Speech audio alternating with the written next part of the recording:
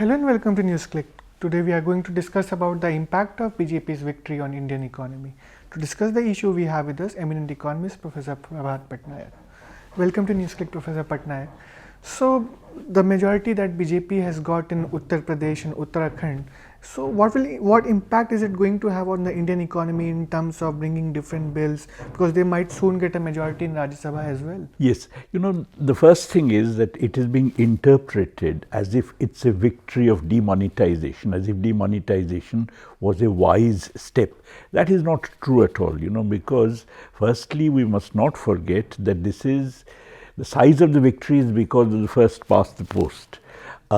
They actually have had a couple of percentage points less of votes compared to the parliament elections.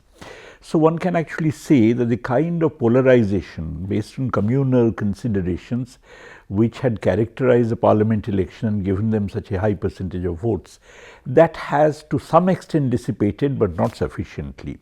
Now to treat this as a victory for demonetization, as if it was a good thing that they did, is completely unwarranted. Besides, in any case, you often have election results which reflect all kinds of local and other considerations.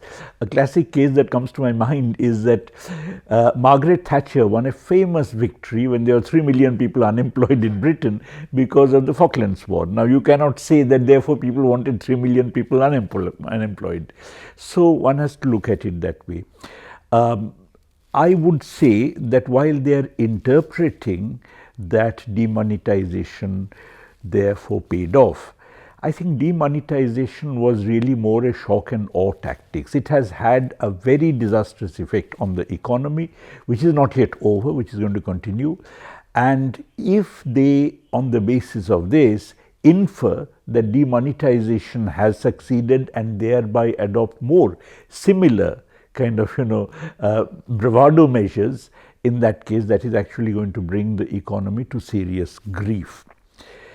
You raised the question about bills and so on. Yes, certainly because of this UP election victory, they are soon going to get a majority in the Rajya Sabha, in which case they don't have to necessarily bring bills as money bills, which what they have been doing, because they would have the numbers. But on the other hand, this is not going to give rise to any remarkable new economic initiative other than rather bull in a china shop kind of measures like demonetization. Broadly, in terms of economic regime, neoliberal policies would continue, because Make in India, which basically means unrolling which basically means rolling the red carpet for foreign multinationals to come and invest in India, is something which is their policy. You see, in today's world, there is no government, even right-wing governments, which actually have the audacity to pursue any policies other than neoliberal ones, because as long as you remain tied to globalized financial flows, anything else you do would result in a capital flight. So what I visualize is that it would be neoliberal policies being pursued with a vengeance. It would be, of course, a further communal assault on the Indian polity, pushing it in a fascistic direction. And finally, it would be interspersed with a few kind of bravado economic measures, of the sort that demonetization was. And demonetization was not anti-neoliberal. So the point is that you would have such measures which don't upset the basic balance of the regime, but on the other hand bring great hardship to people. So we'll be coming back to you on the issue of communal assault and on the livelihood of people, the attack on livelihood. But why do you think the demonetization factor worked in favor of BJP while there's so much cash crunch in the economy? Though they have fudged the GDP figures, also GDP is going down, the production has gone down. There's a report of Indian Manufacturing Association, there's a 35% cut in the jobs. No, I would not say that it worked in favor of BJP. It certainly didn't work against them. And I think for that, I would broadly say that there are two basic reasons. The first reason is that, demonetization was a shock and awe measure. It was not a thought out rational measure. And I think when that happens, then it is such a big shock for the people that the very fact that a government can undertake such a measure makes them believe that the government has some enormously important national interest in mind. In other words, it becomes an act of courage. Even though it may not be an act of wisdom, it becomes an act of courage. And the second issue related to that, I think, is that of late what is happening is that there is a tendency to judge governments not on the basis of results, or just this particular government, not on the basis of consequences of their actions, but on the basis of intentions behind their actions. Now, I think that's really dangerous for democracy, because the road to hell is paved with good intentions. And that is assuming there are good intentions. Even when there are no good intentions, people attribute good intentions. And I think the very idea that ये नेक आदमी है, Modi नेक आदमी है. There's a cult developing around That's him of right, a strong exactly. leader. You see, consequences are rationally, investigable. But on the other hand, intentions are not. As a result, the more you actually shift from consequences to intentions, the more you move towards projecting a cult, irrespective of what the outcome of that cult is going to be. And I think that is a tendency which I find quite dangerous developing in the Indian polity.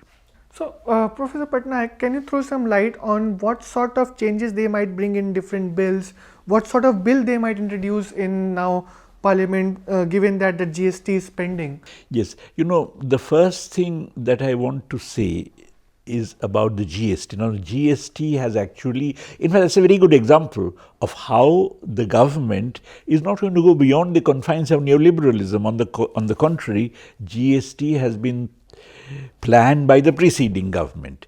And GST is something which is being projected as adding to India's growth rate and so on, for which there's absolutely no evidence. On the other hand, it will actually mean a tremendous curtailment of states' powers.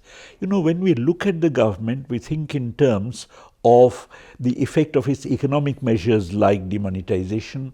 We think in terms of the effects on communal polarization. We think in terms of effects on educational institutions, Dalits and so on. But one very important thing which is happening is centralization of power at the expense of the states. Now, this is something that we don't often talk about, but this is happening. The fact that demonetization occurred is such a major decision without the states knowing anything about it is something which is quite significant, and particularly a state like Kerala lost out immensely because of the very strong cooperative movement there, which got a real kind of bashing. So that is developing, and GST is going to carry it forward. So GST, even though it's a measure approved by neoliberalism, is something which is actually much to the liking of a fascistic government, or a government moving in a fascistic direction. I think that is something which they are going to do. They are going to push. In fact, they are already thinking in terms of very quick deadlines and so on. The second thing is that a lot of the measures like the land ordinance and so on, which were ordinances, but which now would actually become acts.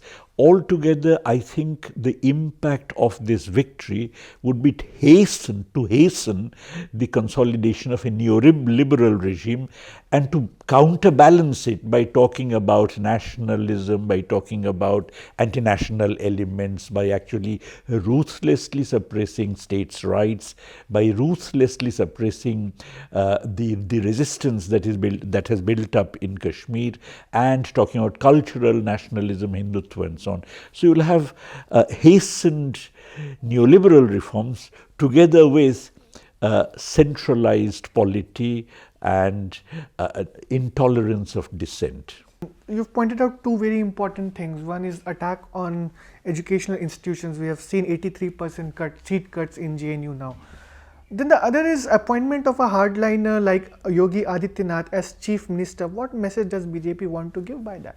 Yes, that has to be, okay, the appointment of a hardliner like Adityanath is obviously something which is intended to carry forward the communal polarization which has stood the BJP in very good stead since 2014, since the Muzaffarnagar riots. But on the other hand, there is the other side of it too.